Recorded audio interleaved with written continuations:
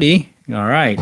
We're doing an impromptu Let's Talk Fishing mobile fishing live stream. Well, we're actually just giving you a recap of some of the things that yours truly did. So let's start it off with...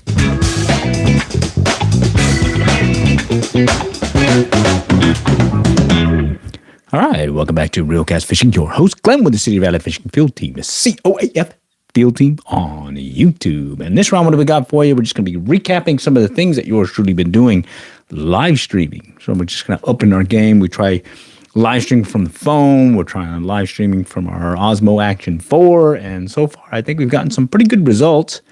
Tried doing the rebroadcast, tried doing the live.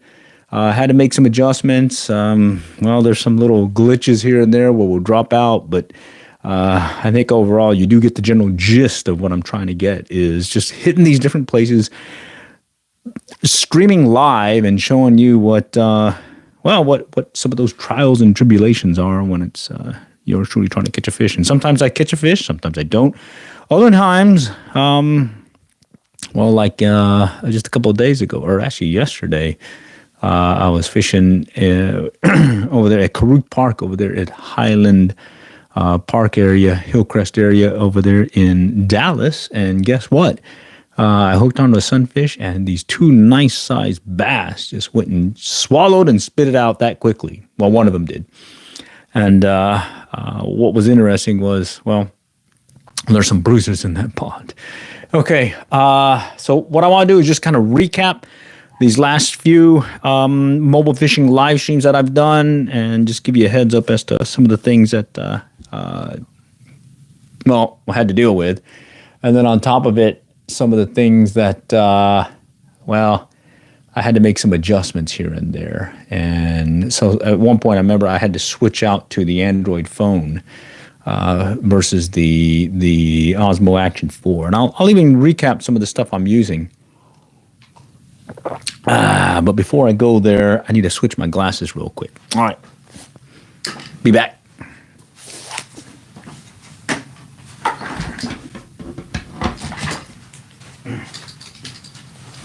All right, I'm back. All right, here we go. Oh, that's better. Okay. Let's see. What I wanted to first talk about is these last few live streams hitting the different ponds, urban fly fishing, urban pond fishing, some of the things that I guess lessons learned this round, and then maybe open it up for some Q&A if anyone has any questions that they want to throw at yours truly. All right, before we go there, I need to have a little sip of a little raspberry wine from Lennon Winery, one of our local wineries here in great state of Texas, North Texas, of course. Okay. And then I think what I'll do is, while we're at it, we might as well maybe do a little Let's Talk Fishing. Let's see how it goes, because I've got time tonight. I got the day job off tomorrow, so hey, we can enjoy a little time off. All right. Okay, let's go. Okay, I'm going to start off with the pond fly fishing series, or actually urban fly fishing series where I've been hitting different ponds in the area. And this one was about maybe a couple weeks ago, in and out when we had those rains coming through the area. I did some pond fly fishing over at Bethany. And Bethany Lakes, it's a series of 4 ponds in our city of Allen. And what I did there was fish a particular, let me see, I fished a particular lure and or fly, and it did pretty good. But of course, I had to go fish the pond. I call it a lake. It's a fairly good sized pond by my day job. Actually, they named it after me, Lake Glen in Arlington, Texas. Okay. And there, I was using some ultralight bait casting gear, specifically looking at the Northland Tackle flat fry 1/16 ounce micro jig. Little small, very simply tied fly like jig that the bass as well as the bluegill were tearing it up. The main thing I noticed there was I'd cast it out and just do a steady retrieve, and they would hook themselves just consistently. So stuck with that. I tried some other, mixed it up here and there. But bottom line, that worked out well. So, of course, I had to come back, and I tried another one of these Northern Tackle. I think it's called the short shank, wider gapped tungsten jig head, and I put on their 3-inch minnow, which has a little fluke tail. And that one caught a bass right off the bat. And I got some pretty good hits with that. But I did notice because of the smaller fish in the pond, I would get these strikes or short strikes. And so that was kind of frustrating. But what I did notice was I got to tend to get bigger fish on that particular one versus the flat fry. So you had the small jig, micro fly jig, or micro jig versus one that was using still a micro jig, 1/16 ounce, but with that fluke style teaser, I guess. And I was fishing at ultralight bait casting, Shimano Scorpion BFS XG on an old Berkeley lightning rod, and 4.5 foot, and that was just a fun one to get out there for. Okay, in case no one has ever told you this before, I'm glad I created you on this better place with you. Oh, that was pretty nice. All right, cool. Thank you, Doobie Hauser. All right, appreciate the comments here.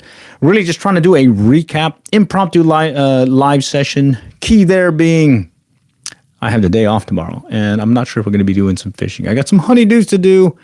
Plus, I think I'm thinking about a certain adult beverage location that I think is offering some tastiness over there. So we may stop over there. Anyhow, I will plan on picking up the mobile fishing live streams again. And let me just go through the list then. So started up over there at Bethany Lakes doing some pond fly fishing. Shifted over to some bait finesse style systems, BFS, aka ultralight bait casting, at yours truly's lake named after him, Lake Glenn in Arlington, Texas. Fished it with a flat fry tungsten 1/16 ounce jig, micro jig from Northern Tackle.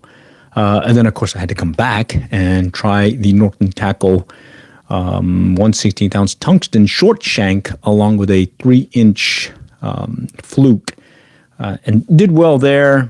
Not the same numbers that I got on that flat fry, but did well. And then next thing I did was I went ahead and did some more bait finesse style fishing, but this one in Allen, city of Allen, home base here, at a place I call Sonic Pond, which is basically a pond by the Sonic Drive-In. And there, I did a round where I go around the whole pond, and then I went ahead and went around again part way using that particular jig, the 1/16 ounce tungsten Northern Tackle short shank jig, and the 3-inch minnow. And I did well there. Did have a couple of chances where there were some nice sized bass that took the lure, but unfortunately I did not land them. Also, I saw a lot of them right by the undercut, or right along the bank where it undercuts, and they were just sitting there. In fact, I saw one because I had my polarized glasses. I could see clearly in the water. I would say about that big or so maybe a 3-4 pounder, inches of water with the tail just kind of sticking out. That was a classic example of why I tend to fish a bank, or at least fish a pond, where I step away initially 10 to 15 feet away, then I'll slowly work my way up, clearing the area in front of me, making sure that there's nothing there, because the first thing I want them to see is my fly, my lure, my bait, before they see my line, myself, the shadow, etc. So you want to present that to the fish first. And of course, that undercut is key, especially in a lot of these ponds that we've had here. In fact, there was a couple places in that particular pond where it has already fallen over, and I had to be very careful there. as I step lightly along the bank. But once you get to the bank, now you can kind of scoot over. Let's say just go clockwise or counterclockwise, your choice, and just kind of take a couple of steps, cast, take another step. What you're trying to do is cast parallel, if not to an acute angle to the pond, because a lot of times, especially these ponds in our area, they're built where it's a pond, circular pond. Oh well, let me. I got a notepad. Let me grab it real quick.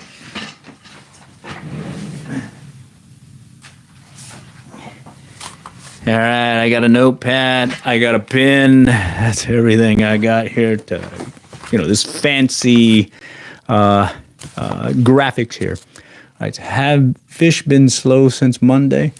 I don't know.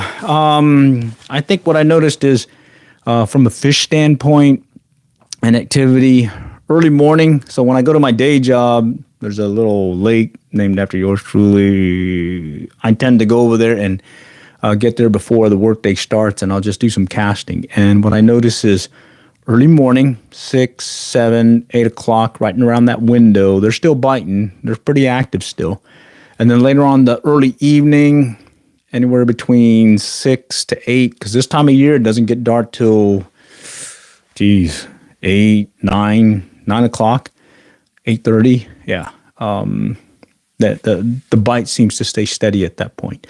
Yeah. And then coming up another month or so, we're going to go through the brutal heat of the summer, and there it'll be summer hours where you start early, end late, or if you do fish during the day, what I notice, and it's been consistent, over I don't know how many years now, fishing these different ponds in the area, is fish the shadows, okay? Or where there's some shadows because of the trees and whatnot. There's been times where there's no structure in a particular pond, but right when I get to where the water's cooler, likely because of that shadow, casting in there, I've been getting some hits there. So keep that in your back pocket. If let's say you're strapped for time, you're not able to go fishing during those prime early morning, later evening, and you have to fish the day. I've done that before. Mid-noon or noon and everything, and fish those shadows, okay? So I've been focusing over the course of these past few weeks, doing some urban pond fly fishing or urban ultralight bait casting. I did a couple of trips now kayak fishing and had some pretty fun there. Posted some videos there. We did make one run to the dam, but unfortunately they were just Denison Dam, our tail race to Texoma, Lake Texoma over here on the Texas-Oklahoma border. And, it was a little bit tough for us. It was just way too much water flow. They were just releasing water like crazy. However, they did open up the Texas side now, where there was a lot of construction previously. It's now opened up. So I think, game on. If you get the chance to hit the tail race up here, if you're in the area, I would say give it a chance and do go with your standard floating jig rig, as well as your weight, as well as jig rig. It's basically not a Carolina rig, more, well, I've got a video on that. Let's see, do you dive? Way, way, way back, I took some scuba diving lessons from Patty, got certified, and yeah, the whole point of why I did that was I just wanted to go do some spearfishing so I could choose the fish that I wanted to catch. Anyways, yes, I did. And then what I noticed was a lot of times I was being held up, not being able to go diving, especially when I was living on the West Coast. And, you need a dive partner and whatnot. So I switched over to doing more free diving, so skin or snorkeling basically. And I would spearfish, pole spear, spear guns. I tended to like the pole spear because I could just reload very quickly. All right. Yeah, free dive. I ended up doing that instead of doing the scuba. It just took way too long. And one of my favorite things living on the West Coast back when I lived in Monterey, California, they had the Coast Guard Pier. And that was also one of the beaches where a lot of the scuba diving classes would go and do their beach dive or whatever. And what I noticed was I could just put 4 quarters in the meter, be there for an hour, jump in the water, catch me or spear 2, 3 fish, and then I'm done and go home and have me a little fish dinner. What did you spear? I don't know what they're called. Mainly, I remember surf perch. There was this one that looked like a croaker-like thing. And then, a lot of opaleye. Yeah, I remember hitting a few opaleye as well. And then there was a silvery one that really tasted good, fried as well as broiled.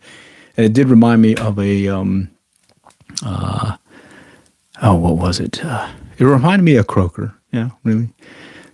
I used to live in Hermosa. All right, cool. Yeah, I started diving the kelp beds back when they used to have La Jolla over there in Southern California open. I think it's closed now, but back then you could free dive as well as scuba dive right off the beach. Kind of go out about 100 yards or so, dive down, and then we used to hook our arms around the kelp, the big old kelp whatever deal, big ones, and we would just kind of drift back and forth, waiting for the schools to go by. And it was mainly opaleye, but I do remember getting a few corbina, I think it was. Oh man, it's been a while now. Bringing back memories, though. Yeah, I did find out you can spearfish here in the state of Texas, but unfortunately, it's very hard to see them. These lakes we have in our area have been pretty rough. It's what do you call it?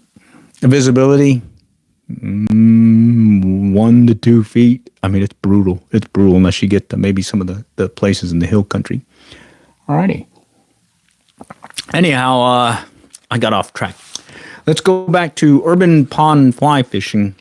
And I was talking about how when I'm fishing the pond and how I tend to fish or cast parallel, if not at an acute angle to the pond. So what happens is a lot of these ponds and little community lakes and whatnot that they have in the area, they tend to follow the same contour. So let's just show you real quick. I'll make a real quick circle. Okay. Let's say that's a pond. All right. And the way they build it is they'll take the earth mover and kind of do this little circular pattern and just slowly get deeper and deeper and deeper. Okay. And what ends up happening is from a contour standpoint, you've got an edge here that's well defined, especially after the water gets once the pond fills up. And then what ends up happening is I would say anywhere between 2 to maybe 8 feet out, you're going to find that the pond is going to look like this. Okay, so it's going to kind of go like this. All right. And so you're standing on the bank right here, okay? And you're going to have a little slight drop off here, and then right there is a little, I guess, change in the depth and whatnot, and then it'll drop off again. And what happens is over the course of the, I guess the season, the year, the fish will be tending around this point or down here or maybe even further. But typically, especially early morning, later evening, they'll be right in this area. And that's the main reason why when you see me fishing in these live stream urban pond fly fishing or urban bait finesse style fishing, where I am casting parallel to the bank, if not an acute angle, taking advantage of the fly reel, how I can flip the line and get it moving in a parallel manner to the shoreline or the bank.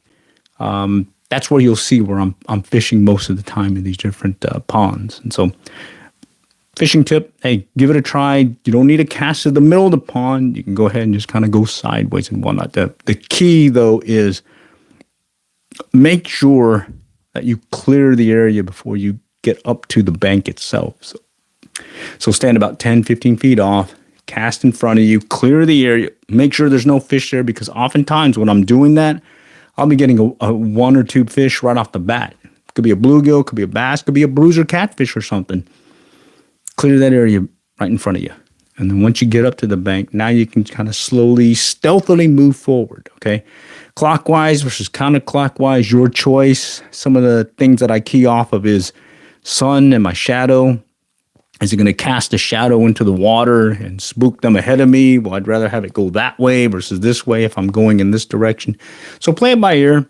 Some of the lessons I learned over the years, fishing these different ponds and whatnot, and just fishing tip in general. All right. Okay, so going back to these activities. All right, so we did hit Sonic Pond using some bait finesse gear, and then I did a little kayak fishing trip, okay? Took out the old Featherlight Heritage kayak. This is the one before Lifetime or Fitness or whatever bought them out. So the Heritage Featherlight kayak, I can still lift one-handed over the shoulder, weighs about 30 plus pounds, maybe 36, maybe 32, somewhere in there. Anyways, I can still lift it one-handed, still drop it in the water one-handed, and it's very lightweight. Anyways, I can paddle it for a while, and guess what? That's what I did. Fish for about 6 plus hours, and had to outrun some rain, hit different points and whatnot, and then at the same time was trying different styles of fishing. I did the trolling style where I'll put the rod into the rod holder, be it the one in front of me or the one that I put behind me, and I'll just troll away. I end up getting one that way. And then later on, I did some bottom bouncing that wasn't doing so well. I think I did get one small non-keeper white bass. And then I made the run off from the boat ramp off across this one stretch. Good paddle. Took about 30 minutes to get there. And then by the time I got there, I was able to maybe fish it for about 10, 15 minutes. And then this squall line thunderstorm deal started rolling in. So I had to make the run back. And I thought I outran it, but guess what? Right when I got the boat ramp area and kind of got into a little safe zone, and got a little squall going through. But luckily, it only lasted about maybe 10 minutes, like a little water wash down, cool down period. That gave me my second wind, of course. And then I kept fishing a little bit more. And then I started scanning the area, and I started hearing, okay? So while you're out there, wind dies down after a storm. I'm out there just kind of floating around in the kayak, and lo and behold, I started hearing some shad on the surface activity. Something's scaring the shad. They're jumping in the water. They're roiling through the water. You can see these little riffles in the water and whatnot. So that's a telltale that, there's something chowing down on them, and at some point they may come up. In this case, these white bass started boiling in front of me, around me, different places and whatnot. But bottom line, I was just chasing these schools. Similar to what I used to do when I'd go up to Texoma, Lake Texoma over here on the Texas-Oklahoma border. And we'd be chasing down the schools. So what we'd be doing in our kayaks, we'd be just kind of floating around, listening, and then you start hearing them boiling. Well, that's the same thing I was doing this last round when I hit the local lake over here near the city of Allen. And what was cool about that was it felt like it felt like fishing Texoma again back when we were having fun over there doing that. And so what I was listening for was the sound of the fish boiling on the surface, looking visually, and basically making that run a sprint toward them, kayaking. And what's nice about having a kayak versus an outboard motor or a motorized boat is you don't put the schools down. I can come up well within casting distance, if not closer, 25 yards. At some point, they were boiling around me.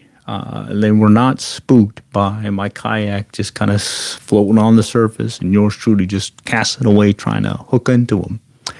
And the one thing I was showing in some of these videos was when I cast and I do what I noticed this last round was they wanted a fast retrieve, get that slab and jig rig moving quick through the water, and they'd strike it. Kept a high presentation, so I was holding my rod up high, reeling in fast, keeping that jig below the surface about a foot, and then the slab, and then the jig's following ahead of it. And as soon as I get one on the line, I would kind of slow down a little and let them play it, let them fight a little bit, because once you get one on the line, you can load them up. And the other bass, white bass, will come in there and start jumping on the other lures and whatnot.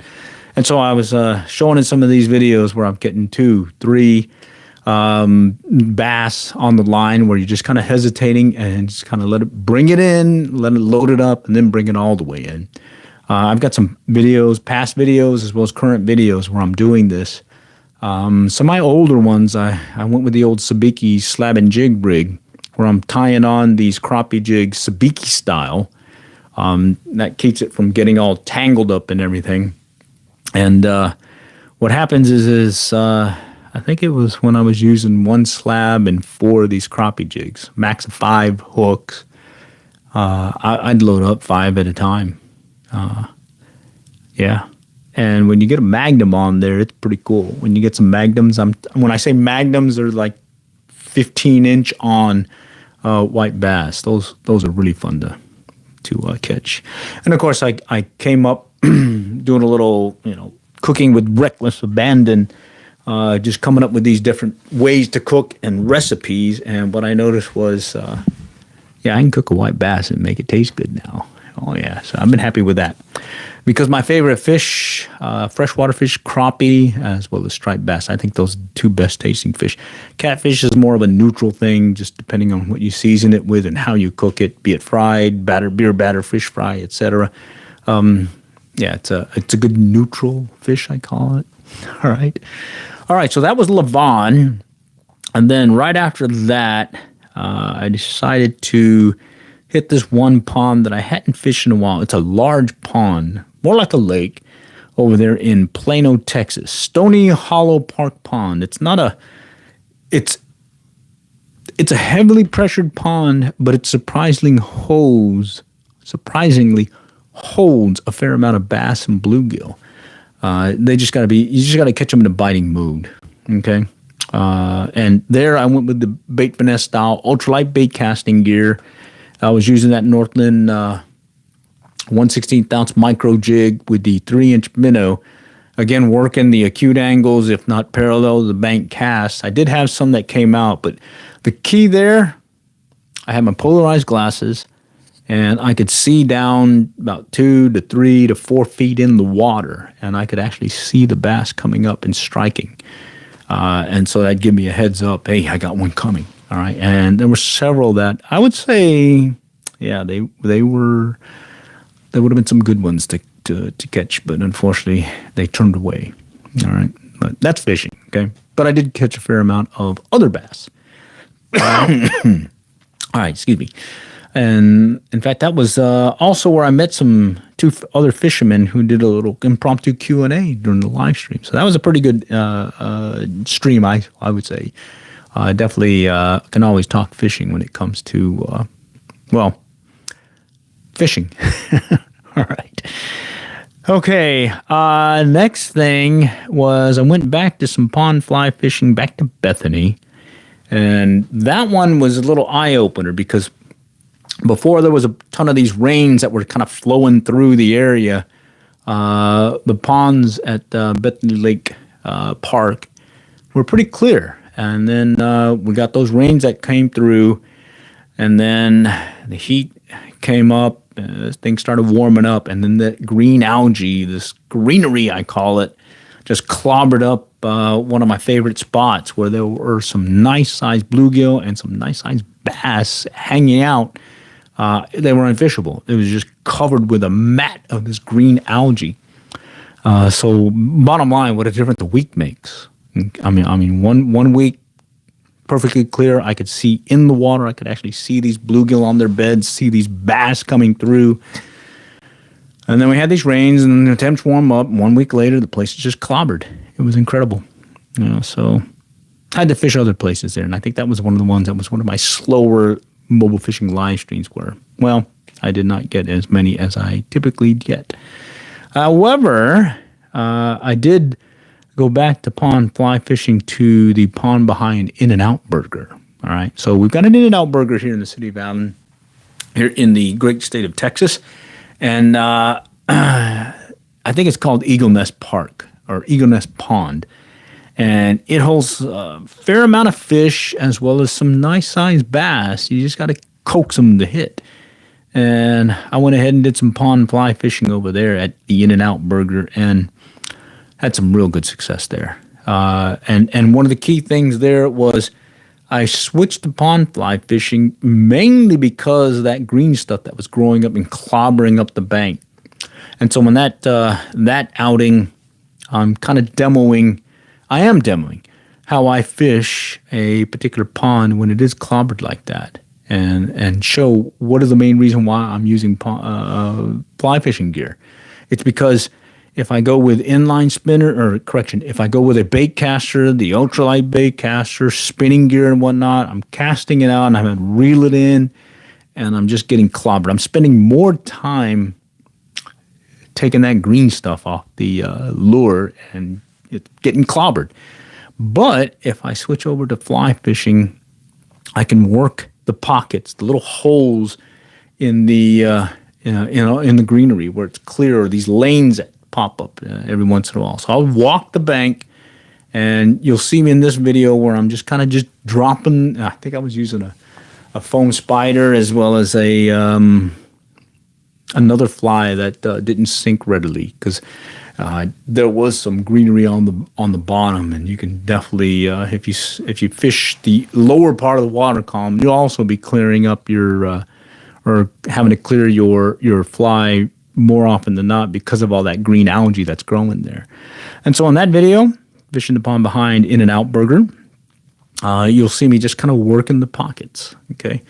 And in that, I'm also describing how you really don't need to cast a mile far. I think most of my catches that day were within, I'd say 15 feet from the bank, if not in some cases right off the bank itself, like 1 to 2 foot off, because they were just right there, just lurking in that shallow area. We were just ready to pounce on, I believe it was the foam spider that I was using. So that was a fun trip as well. Wow, I'm looking at my list. Holy cow. I've been fishing a lot lately. All right, okay, well, take a look at these mobile fishing live streams. Let's see. Next place I went, more pond fly fishing.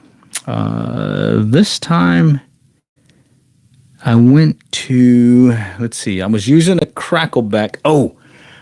We've got a Cinemark movie theater. I call it Movie House. And I think it's formerly called Cottonwood Trail Pond off of Cottonwood Trail. But here in the city of Allen, we have this Cinemark, and right near it is this pond. And before they built the movie place way back, it was just a pond that you could fish. All right, and I would fish it off and on. There were some nice sized bass there. And then later on, when they built the theater, I used to take my daughter back when she was in, I believe it was like grade school, if not middle school, and maybe even high school, before she could drive, is I would take her and her friends to the movies, and instead of going home, I'd just go fish this pond for an hour and a half to 2 hours. And guess what? I learned that pond well. It's a small pond. I could fish it multiple times easily in an hour, if not 2. And caught some nice fish in there. Some nice bass, some nice bluegill. There once was, I don't know if he's still there. I went and fished it 2 weeks ago, a week ago. There are still some good-sized bass in there, but unfortunately, I don't think the one that I used to catch there more often than not is still there. Okay. I think I've got one video of him where I caught him, and his mouth is about yay big, and he's about like that. And I would catch and release him multiple times over the years. And yeah, I think I only did one video on him because, well, you don't want to give away all your spots, you know. Anyhow, yeah, I fished it. In fact, I went back there again using the crackleback variant fishing fly. Okay, so I tie a variant of the crackleback because it simulates a dragonfly, but when you fish it wet, it also mimics a minnow. Okay, so if I see dragonflies moving about and the bass are chowing down on them, I know I can just kind of drop that fly and let it float and get an opportunity for a strike in that manner. Or if they're not and they're just going to be chasing some bait fish and whatnot, I'll just let it sink and let it get waterlogged and just kind of fish it wet and mimic a bait fish. All right. Okay. So, yeah, that was a fun trip. The Cinemark movie theater, doing some pond fly fishing with that crackleback. All right. And let's see, I did go there again, but maybe 3 days ago. And guess what? If you see that video, that one, I stood at one spot in particular where I probably caught 20 different fish, bluegill, sunfish, bass, all from this one spot and all coming from maybe a foot from the bank. I stood off about a rod length, and I was using that 7.5 foot 3-weight fly rod. I stood off about 7-8 feet from the bank, fishing at an angle. So pond is over here. I'm standing off about 7-8 feet, and now I'm casting in this way. So I'm paralleling the bank, and I'm working my fly there. And what helped a lot, polarized glasses. I can see these fish coming up behind it and striking it. Even though I didn't feel anything hit, I can see them trailing it. So I know there's fish there. And then I can actually see them take the fly, and, reaction time maybe a little bit quicker. In some cases, I even pulled the fly out of the mouth. So bummer there. But yeah, you definitely want to have polarized sunglasses. All right. Okay. And then I checked out this other pond. It's a series of 3 ponds over by this place. It's like a family event center, main event like. It's called Pinstack. I think it offers some bowling and some video games and some food and whatnot. Anyways, I fished it with these 3 ponds. I tried the crackleback variant that I used, olive woolly or a black woolly bugger, a jig fly. Let's see, yeah, with a zonker strip, and then a near deer. It's a variant of an olive woolly bugger, but more of a jig fly hook as well. And there, I actually caught 2 decent bass, and then there was a large one, a big one, came up right behind it, and it's the classic case where you see him inhale the fly, and you set the hook, and he's already spinning it out. That one probably would have been, if you don't count the ones that I missed over there at Caruth Park, that probably would have been my big bass for 2025. I think the biggest one I've caught so far this year is 17, 18-inch size bass. Yeah, it's been a slow year, but I've caught some big bluegill, though. All right, big bluegill. They still count. Okay, so Pinstack, real good ponds. The numbers were incredible. I think I would say just about every cast I got, there was something always trailing it. There was not slim pickings moments in that outing. So that was pretty fun. All right. And then let's see. I think this is like 2-3 days ago. I went to the high school, Plano East High School, because here in Texas, it's a 6A school, one of the largest high schools that they have in Texas. And guess what? It has 2 ponds. Actually, I guess you could call it one pond. There's like a bridge thing that splits it. So there's one pond here and one pond there. But bottom line, they have a pond. And if I was in high school going there, I don't think I'd be going to class too often. They'd probably be getting sidetracked a lot there. And over the years, some of my old videos, you'll see some nice sized bass and catfish and some nice sized other fish being caught there. Let's see, MJ, howdy, howdy. How's it going? How's it going? Just talking a little fishing here. In this case, I'm just going to recap some of the mobile fishing live streams that I've done. This last one, or this current one I'm talking about, is a high school in Texas that has its own ponds, and it's right there in the middle of all the buildings and whatnot. And I fished it, and it was brutally hot. And unfortunately, the place was just clobbered with a lot of that greenery everywhere. I did fish some of the open pocket areas and everything. I ended up getting, I think I only got one. Yeah. I did see some other movement and whatnot, some promising movement. But it was just way too hard to fish in these particular spots. I did try fishing the pockets and whatnot, but it just wasn't there. You know, I had the one chubby bluegill, and I think I had some taps, but other than that, it was a slow go. But hey, it was good. I hadn't fished that one in about 2-3 years, and so it was good to get a feel for that, because I used to fish it more often, and then I stopped. Mainly because they were doing construction. They were building up the area, and you couldn't actually access it now. But now that I know that you can access it, and school's out for summer, school's out for summer. Plano East High School. Oh, this Plano East Senior High School in Plano, Texas. It's got its own pond. All right, there is another one. I think Plano West has one too. I fished it once way back, but I don't think I got anything there. Huh. Maybe I'll go check that one out too next. All right.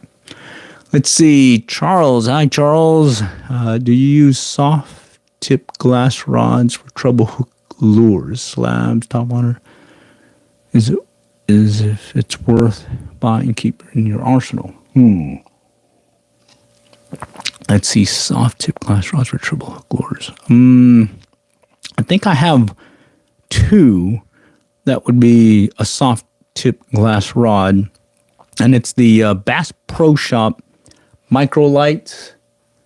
It's this yellow one that costs like $25, and the main reason why I got it was because RAR Fishing, RAWR Fishing, a channel I follow in the bait finesse style fishing style, BFS fishing, recommended it as maybe a good starter rod because it's real bendy. All right, real soft, and that was one of my first rods that I used, ultralight bait casting style, when I first got started. So I spent $25 for that. Liked it so much I went ahead and got two. I've got it up here. Okay, right there. There's it. There's one up there, yellow, and then there's another one up there. One of those up there. All right, it's yellow. Decided to get two of those and then put those to work on these bait finesse style fishing. I was using specifically with the Cascading Zephyr BFS reel. Ended up getting two of them, one with the reel clicker, one without. And then I made some adjustments there with the, one of them, I think I put a high-speed spool bearing on it, just up the game a little bit. It's mainly good for 1/16 ounce. When I adjusted it on the one where I added some the aftermarket bearings, I could get it down to maybe 1/24 ounce. But it's definitely not like the Flight Feather where I can cast that 1 gram trout magnet, no problem. But let's see, for slabs, topwater, rattles, and blades, I don't know. That's a tough one because when I'm using slabs and whatnot, usually I'm using the slab with kayak fishing. And from a setup standpoint, let's see. I got them right here. Let me grab them real quick.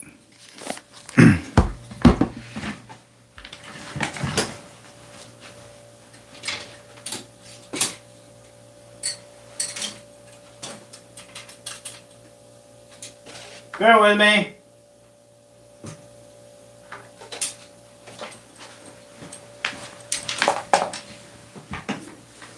All right. Okay. When I'm slab and jig rigging for kayak fishing for white bass and whatnot, I use two setups. Okay. This is an old pen reel. Okay. Got some braid on it. And this is a 7-foot Shakespeare Ugly stick. You can see I got the slab right there set up. And then I've got a jig and another crappie jig set up sabiki style on the set on this deal. And then I've got a snap swivel here so I can switch out as need be. Okay. And this one is my go-to one when I'm fishing in the kayak. If I just take one rod with me, it'll just be this one right here. And it's also the same one that I'll use for rattle traps and whatnot. Mainly kayak fishing, though. I think I've taken this one to the coast, fishing for specks under popping corks. But bottom line, this is mainly the one I use for kayak fishing. Okay. So a lot of my videos, you'll see me using this particular setup, okay? However, there is another one that I use, and I ended up getting 4 of these. They went $9.99 for this. It's the Zebco Slingshot, and the older model came with a full handle. All right, this is more of a skeleton handle. What was nice about the full handle, I got 2 of those, is you drop this in the water, it floats, okay? This one doesn't float. This one's mainly neutrally buoyant. All right, but this is the other one I'll set up, and it'll be, you can see I broke off already, but I'll set up a slab and jig rig in the same manner. And that's what I tend to use when I'm using slabs and jigs and whatnot, kayak fishing. For top water, rattle traps, blades, for the blades, in particular, I've been going with the bait finesse style, BFS, and going really light, 1/4, 1/16 ounce blades. And I mainly got hooked up on them because my son and I, we found out there's a particular lake up in Oklahoma, Thunderbird Lake or Lake Thunderbird, that holds these sauger and walleye mix, and you're supposed to use blades for them as well as these other style lures and whatnot. I think it's one that has a jig that you drop in the bottom of the water and you kind of drag it through there. But we got a bunch of these blades, and you got the normal size ones for just like a medium light spinning rod. I went with bait finesse gear. All right, specifically the another Shakespeare 7-foot ultralight, kind of soft, as well as these other ultralights that I use. The Shimano Scorpion BFS XG on that lightning rod. That one has a more fast action tip, but I find that both of those seem to be working for me when it comes to blades. And I do have to admit, I was surprised how well a blade works, especially fishing for these various fish that we have. Still haven't got a sockeye though. We caught, my son caught one, but we were using a slab and jig rig. But we're definitely targeting it, giving it every chance we can, especially once things start to cool down. Hopefully they'll start coming in, and we might be able to get one, because I hear they're one of the best tasting fish that they have in freshwater. All right. Rattles. Let's see. Top water. I think you're okay with rattles, rattle traps and whatnot. We're using a soft tip glass rod. Top water, I tend to want a more fast action, more stiffer one, because a lot of times if I'm using let's say a hula popper or these other poppers, floaters or whatnot,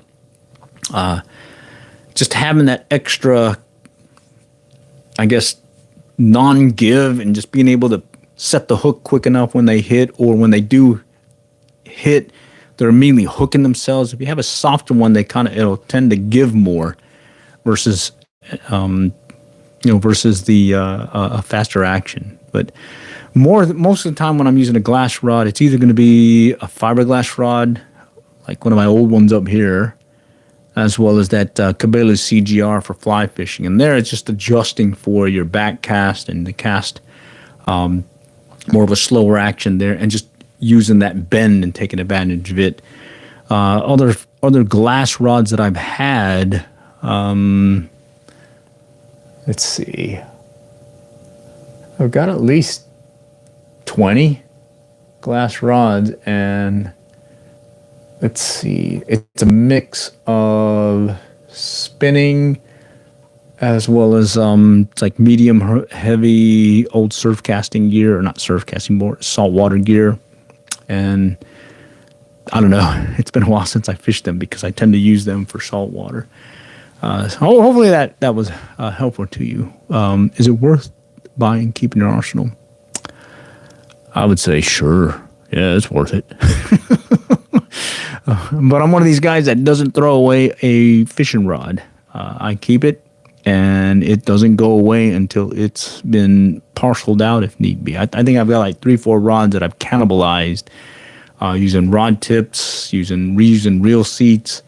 And there's one in particular where I was using a bait casting rod, and it broke when I went to the coast. I took a bait casting rod there, and I was using it to catch bait and whatnot, and fish under the lights for some specks and whatnot. And the tip broke on me. I think yours truly broke it. It wasn't fishing that broke it, but it broke. And then when I got back and I was trying to figure out how to put this together, I noticed it was hollow enough that I could take another piece of a fiberglass rod, or maybe fiberglass graphite rod, and cut the tip and slide it through the hollow portion of it, and then put that together. And then I put some rod wraps or line guide wraps to cover where the gap, not the gap, but where they met the broken piece to the main piece, and inside I had that insert. And well, guess what? I still have it now. It's back in business. All right. Let's get back to these different outings. I hear the fridge running right now. Let me turn that down a little bit.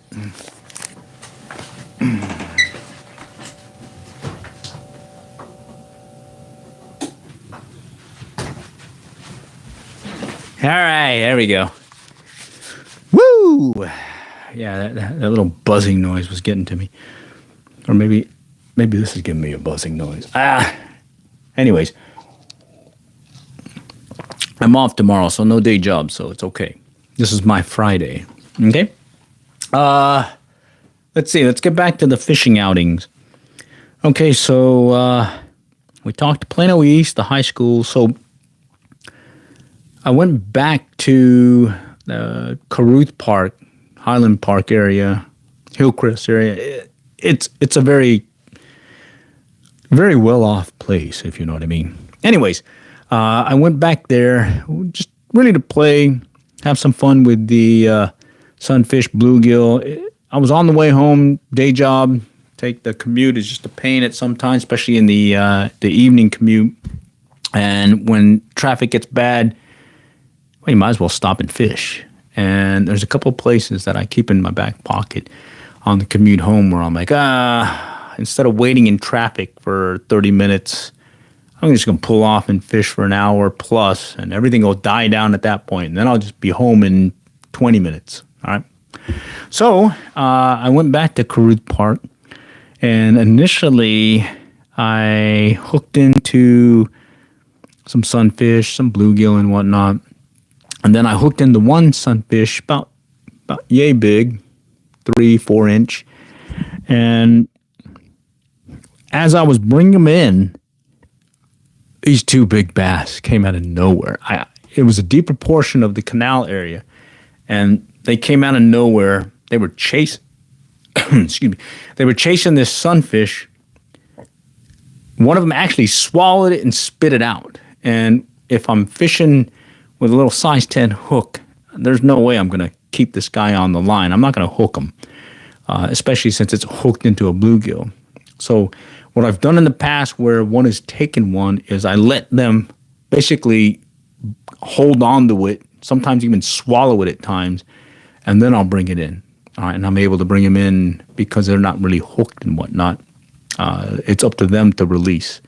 Yeah. And so I was hoping to do that, but it happened so quickly, they were gone.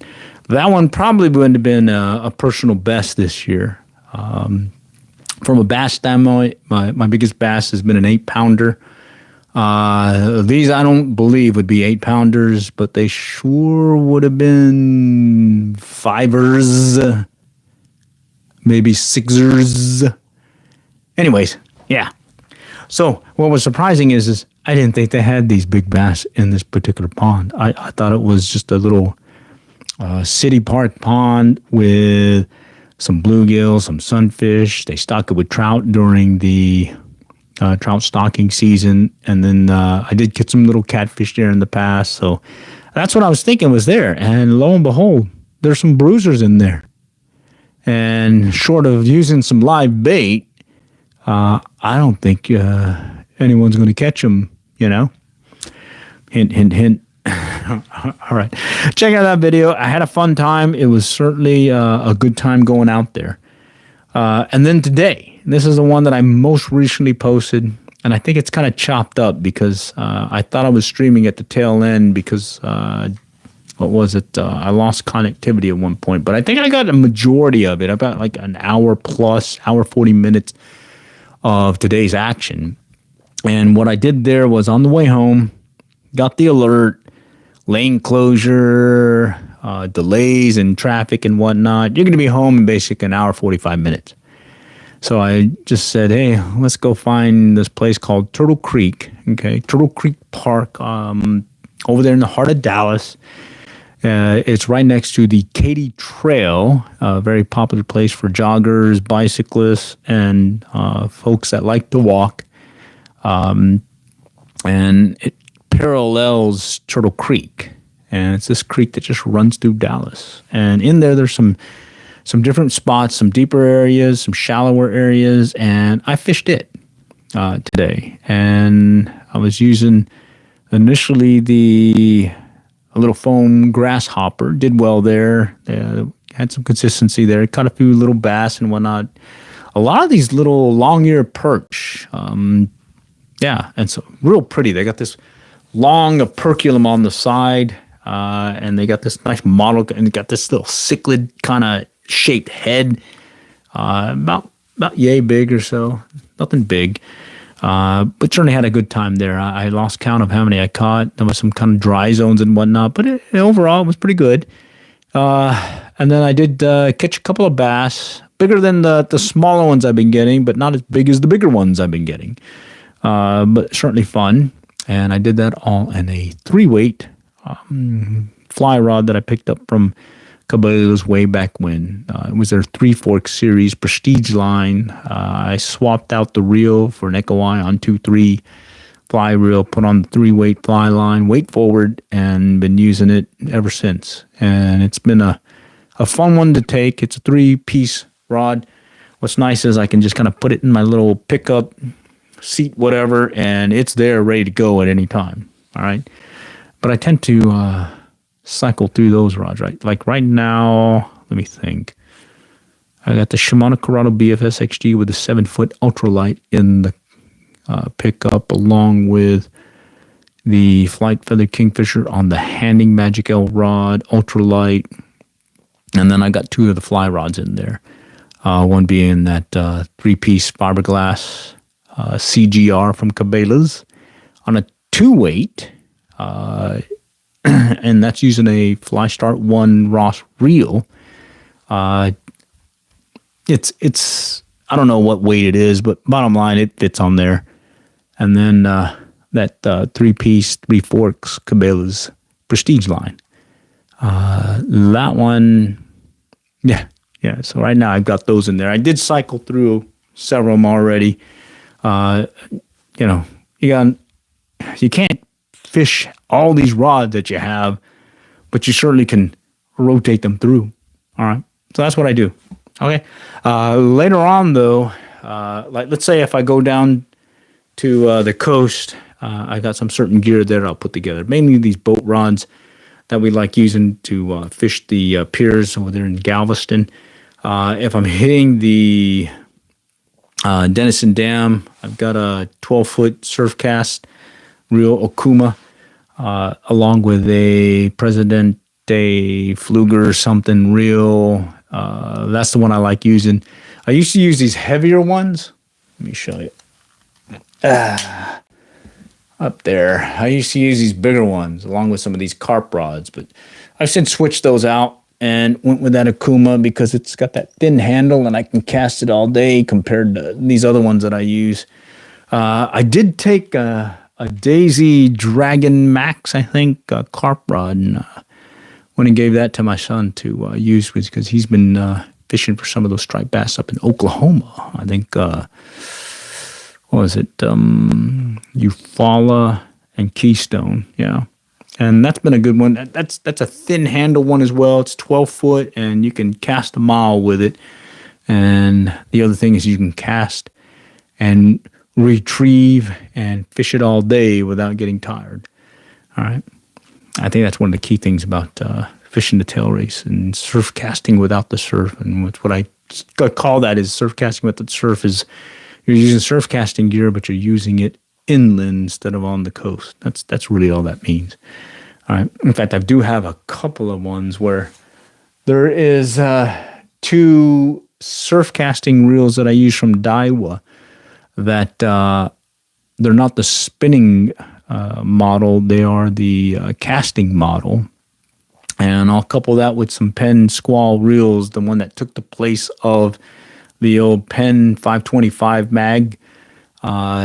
And I'll use that one, put like a 2 to 6 ounce torpedo sinker on the bottom, put a sabiki rig style, and I'll use that to just cast a mile off a point basically and just reel it in and just see what's going to bite. I think one of my older videos when I first picked that up, if you check it out on the channel, just do a search, COAF Field Team Penn Squall, and it should come up. And you should see me sitting there catching a number of fish right off a point over here at a local lake, Lake Lavon. And I'm using that 12-foot Daiwa, really heavy